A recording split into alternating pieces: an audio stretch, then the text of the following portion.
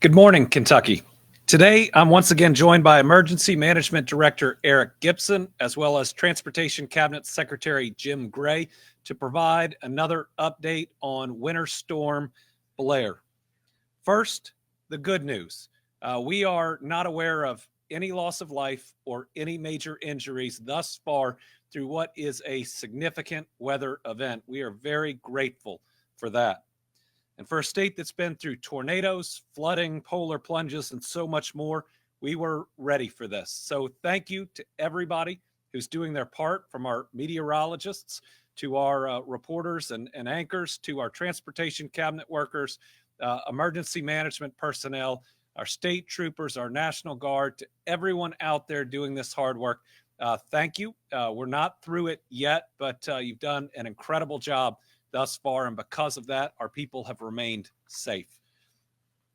We've had a lot of prep time, but there's still a lot of work to do, and the most important thing that people can do today is to stay home and to stay safe, to let us do as much work possible, to let us clear as many roads, to let us treat the roads for salt, to let us deal with the 1 to 3 inches of snow that's expected throughout the rest of the day, and to let the utility companies restore power to as many people as possible. Remember, this is a significant snow and ice event, so the roadways are still dangerous. You might be able to see the pavement, but that doesn't mean that it's not slick. A half an inch of ice is very hard to treat, especially when it coats everything. To date, KSP dispatchers have reported more than 170 car accidents, 27 accidents with injuries, and over 280 stranded motorists have been helped. KSP dispatchers have answered 1,450 calls for service. That means when you get out there in your vehicle, there's a decent chance that you're going to end up sliding off the road and needing help. So again, if you can stay home today, please do so. As a reminder, we have about 24 hours before it gets so cold that the salt is not going to work. So we need as much time and as much road to do as much work as possible throughout the course of today. Remember, the folks that are out treating the roads and trying to restore power, those are Kentuckians. They've left their family today. They want to go home to their family tonight. Remember, you being safe and staying inside makes them safer. If you have to be on the roadways, please go slow, because their safety is in your hands, just like they are trying to make sure that all of us are safe. So we're still in the midst of a very significant weather event. Let's cue up our weather slides. We have been through 6 to 8 inches of snow, followed by at least a half an inch of ice across many parts of Kentucky. A half an inch of ice can bring down power lines, and has, along with tree limbs. And as we'll get through in a little bit, we expect more today. Before I talk about this slide, currently we've got about 84,000 Kentuckians or Kentucky homes without power right now. That's down from 96,000 from about an hour ago. We're going to see these numbers fluctuate up and down as our utility companies do as much as they can today. We've got 2,300 transportation cabinet personnel working either in offices or out on the roadways to do our very best to clear them. The level of ice means nearly every single road is icy, and we need as many folks off of them as possible. Well, we also have, and we'll show it to you, wind gusts up to 30 miles per hour today. That can make it dangerous for those utility workers to go up in the buckets, and that further complicates their job, especially if there are too many people on the roads. The bottom line is, again, we got one day to get power back to as many Kentuckians as we can before it gets really cold. Obviously, the utility companies are continuing and will continue to work past today, but we want to make as much progress as we can, and we'll be looking at that power number as the day progresses. All right, as we look at the weather slides, let's go to the first one. Okay, the key message here is we are still in a winter storm warning for most all of Kentucky. For Western Kentucky, we're now down to a winter weather advisory. The winter storm warning continues for Central Kentucky, from until 6 p.m. Central Time, 7 p.m. Eastern Time. So if you're in Central Kentucky, this winter storm warning is still here. We're still dealing with it until at least 7 p.m. tonight. For Eastern Kentucky, that gets to about midnight Eastern Time. So still another full day today of dealing with this storm. Let's go to the next one. We got a lot of snow yesterday. It was at the high end of most of the projections. We got more snow to the south, where we thought we'd just have rain. We ended up with both snow and ice, and certainly more snow the more north that you went in Kentucky. I-64 corridor, you're going to see, got hit the hardest, with the exception of parts of western Kentucky around the Owensboro area, Union County, and the surrounding counties. But certainly the I-64 corridor got a lot of snow and a lot of ice. When we look at the next slide, that is ice accumulation. That is a significant amount of ice. And while temperatures warmed and while we're really working on the roadways, there is still significant ice, especially on the side streets. You may have a half an inch of ice. You can actually pick it up and feel how heavy and how significant it is. Let's go to the next one. All right. Heaviest snowfall today from mid-morning to late afternoon. It'll be tapering off this evening, and then we think we'll have until Friday when we may see another snowfall. So as you look, again, the I-64 corridor, 1 to 2 more inches. We'll need to be out there cleaning the roads of that. So again, we need as much space and as much time as we can. A little heavier as you get up to northern Kentucky. The confidence here is high, meaning we will get more snow today. Here are the wind gusts. So throughout today, this is going to complicate the work of our utility companies, certainly tapering off a little bit as we move later, but this can also impact you in your vehicle and if you are outside. Next one. So as we get closer to the end of the winter snow warning, what everybody needs to be concerned about is how cold it is going to get moving into tomorrow, but then certainly after that. Now, this graph is a little different than the last ones we've shown you because this is the wind chill forecast. And if you look at Thursday in Lexington, right now we're looking at -4 to -7. So if you do not have power back on by Wednesday and Thursday, it's going to get bitterly cold. You're going to need to find your warming center or talk to other people around you. If you don't have power restored by tonight, you need to be thinking about the plans that you may need to make to be safe. County officials are working really hard to make sure there are those warming centers open. You're going to hear from Eric in a minute. They're even moving some of them when power is going out at them. So you need to be following those local Facebook pages. You could check in with us. Wednesday, Thursday are going to be bitterly cold. We want to make sure that everyone is safe, especially after getting through all the ice and the snow. So just a couple things on the next slides. We got a lot of down power lines. So the next slide is about avoiding them. Just assume that they are all live. Assume that anything that you would do will not protect you from them, regardless of how you try to move them.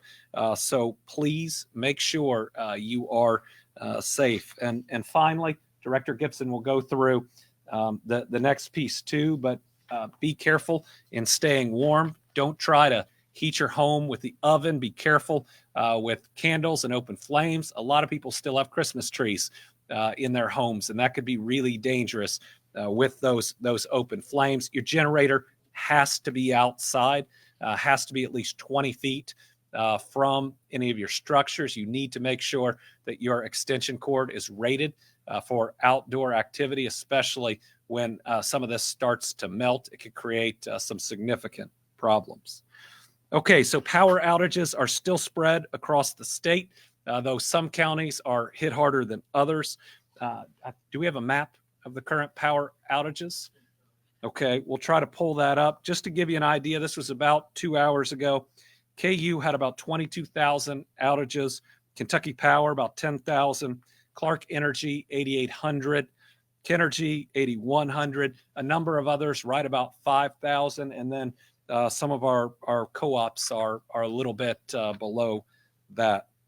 And counties with the most power outages, if we could put those up. This was as of 8 a.m. this morning.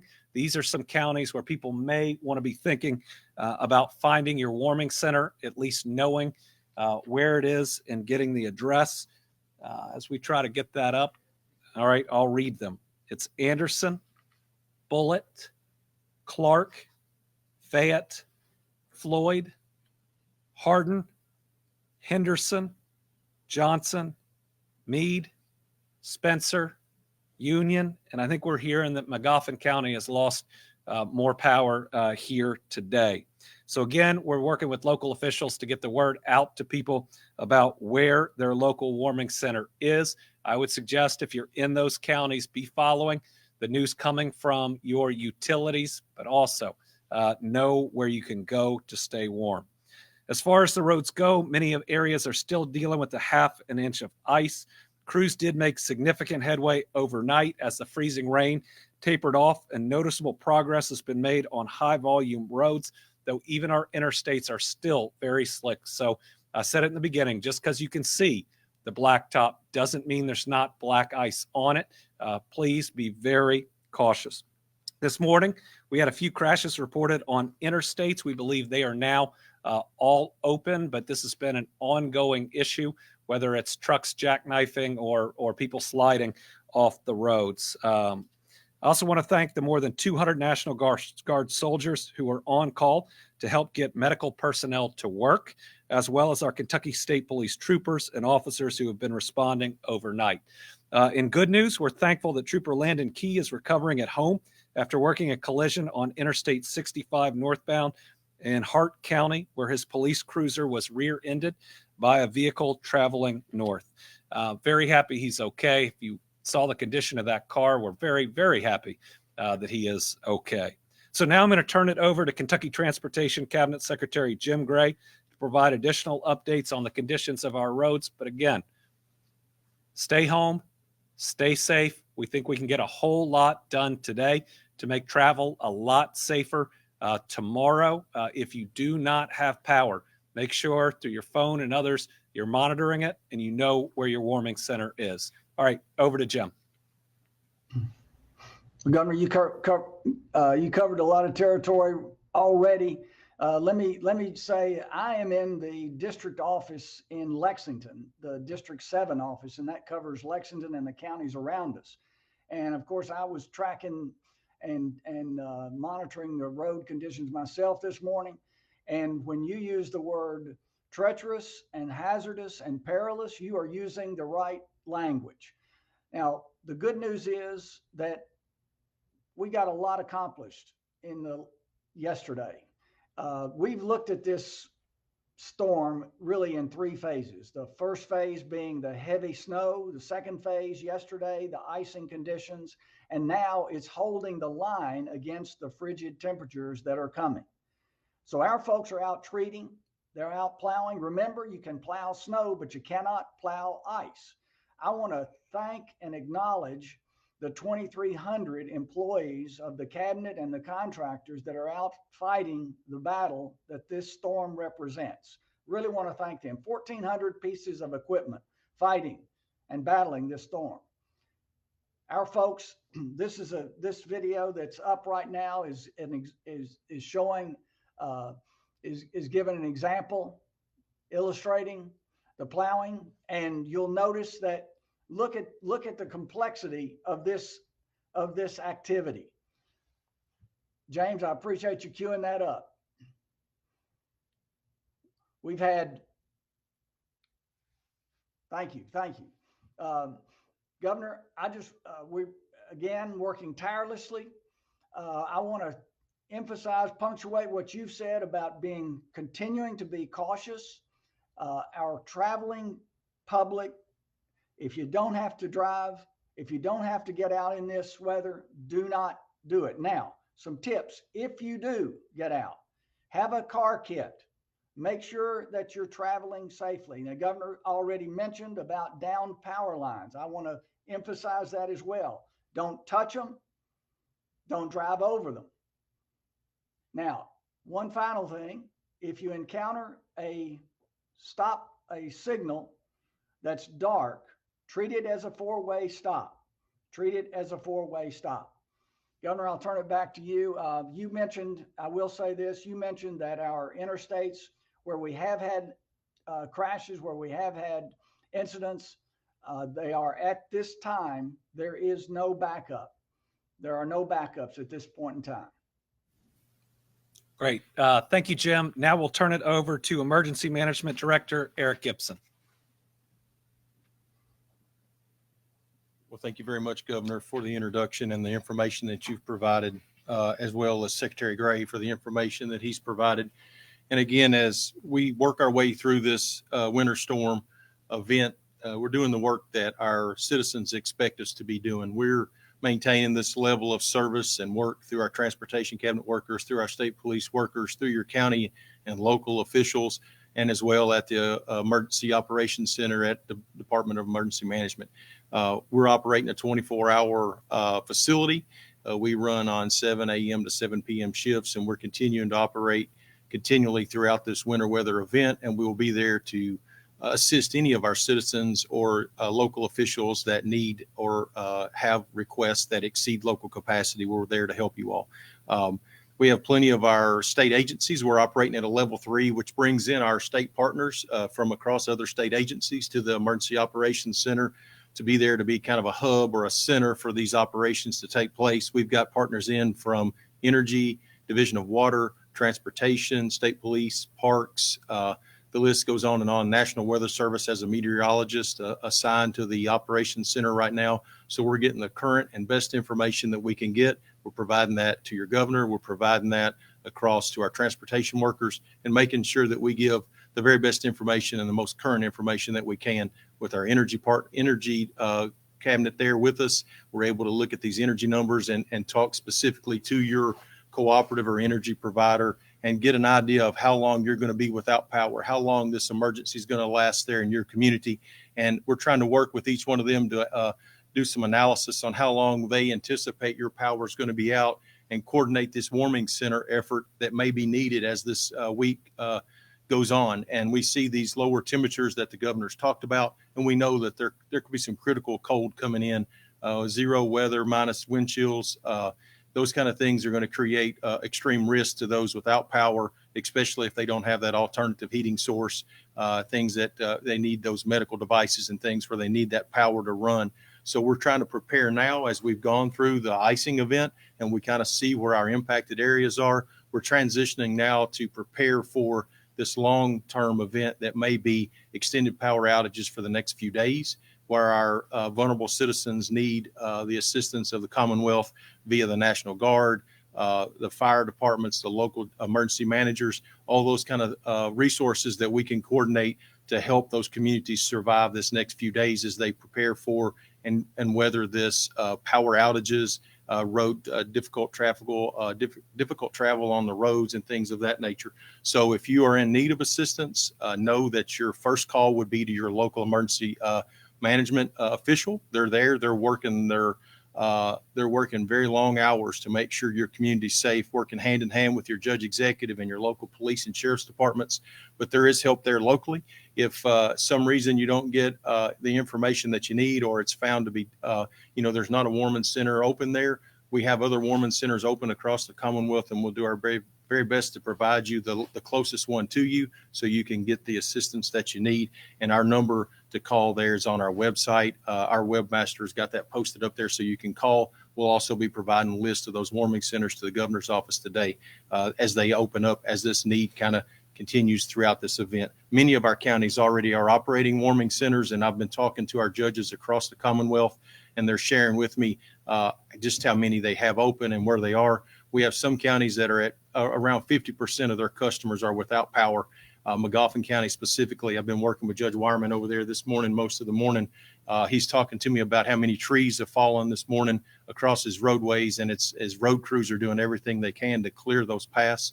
His utility outages are nearly 50% right now. One of the community warming centers that was scheduled to be used has lost its power. He's converted that over to the courthouse where they have a backup generator. So even though your county may not be the one struggling, there are other counties that may be. So this information that we're providing, we hope is helpful, and we're making sure that we're getting it out there so all of our citizens across the Commonwealth know that they're there. There is resources available. There are resources available to assist them. A few other things that we're talking about, our local counties and cities are declaring local states of emergency. That number continues to climb, and we're managing those as the day goes on. But we're about 20 counties. We are at 20 counties now, either verbal or written, and we have a total of 14 cities that have declared. As we start talking about power outages, and there's some safety things in the emergency management business, we talk about safety and preparing for these events and continually trying to keep our citizens safe. And sadly, we do report already. We talked about generator safety when I was here a couple of days ago. And between now and then, we've had one house fire that is attributed to a generator fire where someone was running it in an enclosed space and it caught the house on fire. And so we have seen these incidents, and that's why we keep repeating this, because as these events carry on, we know that they do create substantial risk. And we try to keep reminding people, be careful with your heat sources, alternative heating sources, propane heaters, kerosene heaters, little furnaces and things that people have. Things too close to them, flammable materials such as bedding or sheets or drapes are very easy to catch fire when you're using that alternative source. Portable generator safety, I've got another page that's going to come up on that. And then make sure you're checking on your neighbors and the vulnerable citizens that live nearby you. We talk about the generator safety, and I know a lot of people look at this and say, yeah, I know all that. But then there's some people that may not have heard these messages before, and we want to make sure we're continuing to share with you just to put that reminder in your mind. Enclosed spaces, no go there. Don't put a generator in an enclosed space. Make sure you don't even put it near your window. Keep it 20 foot away or greater from your home. Don't run it in a garage. That was the reason for the fire that we dealt with this week already. And then make sure if you do put it outside, you're running a proper cord to handle that elements of the outdoor. Make sure if you're back feeding into your plugged wall outlet, that's not the proper way to run a generator. Some people will try that. Make sure you're using the right extension cord and running a carbon monoxide detector in your home if you're running a generator, just in case that contaminated air is seeping back into your home. And make sure your generator's in good repair if you're going to run it. The other slide that we had was just talking about the space heaters and alternative heat sources and making sure that we have smoke and carbon monoxide detectors. So if you do have a serious event in your home, you're able to get out of doors and call for 911 and get the help that you need. As we go through this today, like I said, we're going to continue this operational plan until this event ends.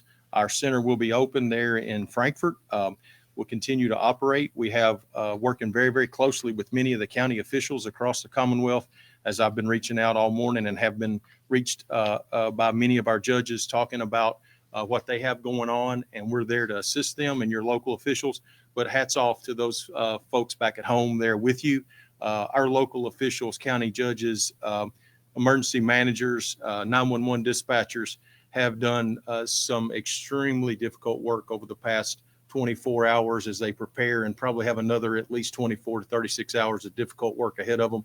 And hats off to the transportation workers, whether it be state, county, city workers, fire departments that have had to brave the cold, EMS workers. Hats off to you guys. You all are really carrying the torch and keeping the Commonwealth safe. Thank you very much, Governor. All right, so we'll be dealing with Winter Storm Blair until at least 7 o'clock for Central Kentucky, midnight for Eastern Kentucky, and then we will move from dealing with a winter storm to really focused on power outages, and then an extreme cold event that'll be hitting us right after. I anticipate that state office buildings will be open tomorrow, and most businesses will be as well. People do need to plan extra time for your commute tomorrow. Go ahead and bake it in from when you get up in the morning to how much time you're going to spend to get there. We're going to need to make sure that everybody is safe. And even if you can see that blacktop tomorrow morning, just take extra time, go a little bit slower.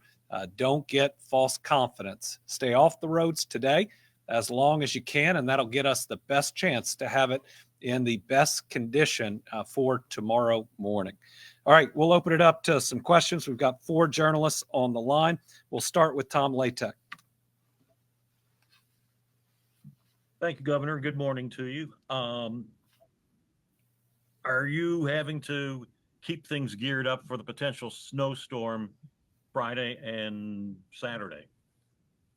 Well, we do believe that there is a potential for some significant snow on Friday. I'm getting my first briefing on that later today, so we'll be providing more information as the week goes on. But I'd say I've been very pleased by the response to this winter storm.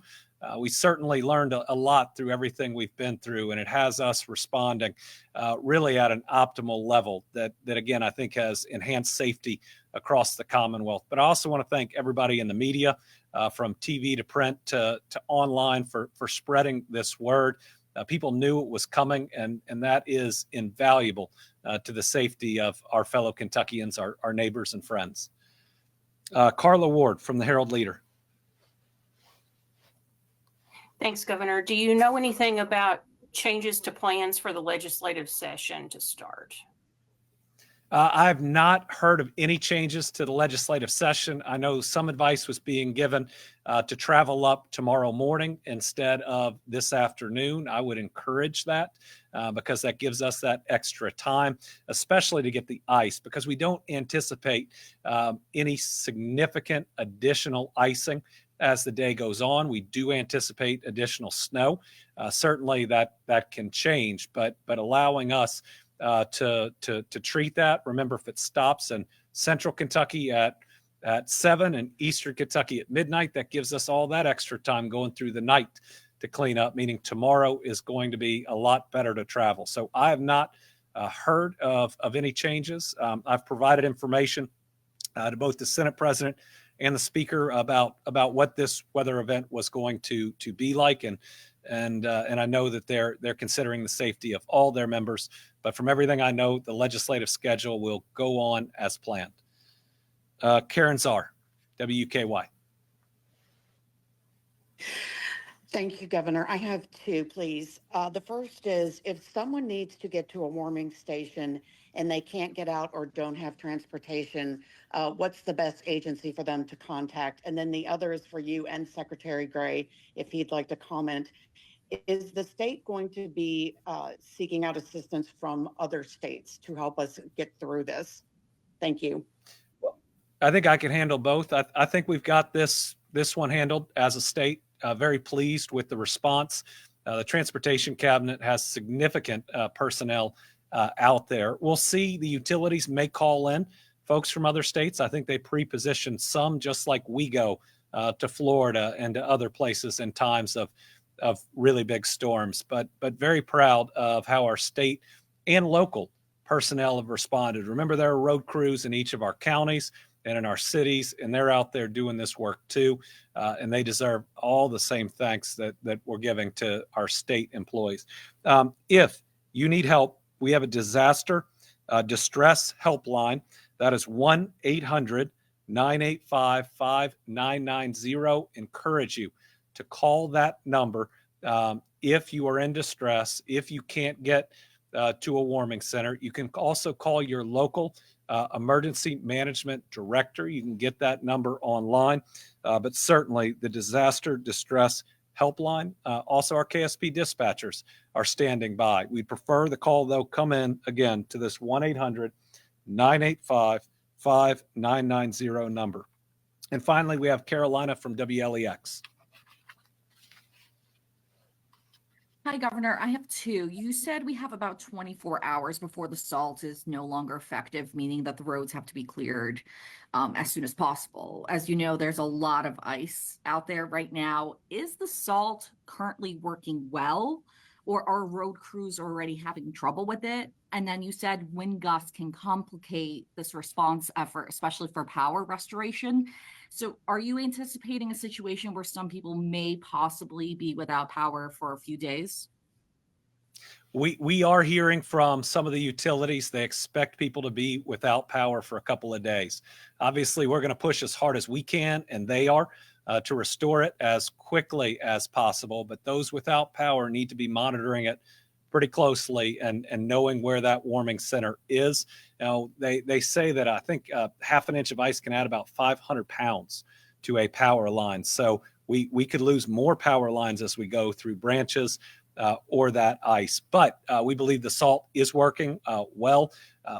Actually, very pleased with the progress overnight on the roads. It's better than we originally anticipated. I feel like the ice tapered off a little earlier than we thought it might, but the road crews and their work overnight has beaten expectations. And now if they can have the full day and we don't have another icing event, I think that we can get at least our main roadways in much better shape. Certainly there are going to be some side roads that are going to be challenging going through the week. So again, to everybody, be careful. Stay off the roads if you can today.